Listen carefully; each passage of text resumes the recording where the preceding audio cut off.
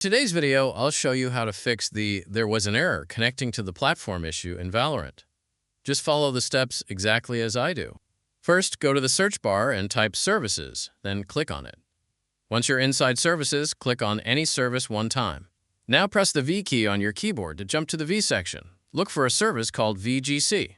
When you find VGC, double-click it. Now, set Startup Type to Automatic. Then click Start. This will make the service status change to running. Now click OK. Next, go back to the search bar and type CMD. Right-click it and select Run as Administrator.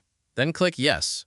Inside CMD, type the following commands one by one, pressing Enter after each: ipconfig/release, ipconfig/renew. Wait for it to load.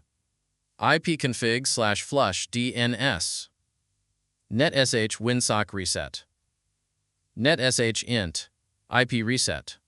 These commands reset your IP DNS and clear any corrupted network settings. Now restart your computer, launch Valorant again, and the problem should be fixed.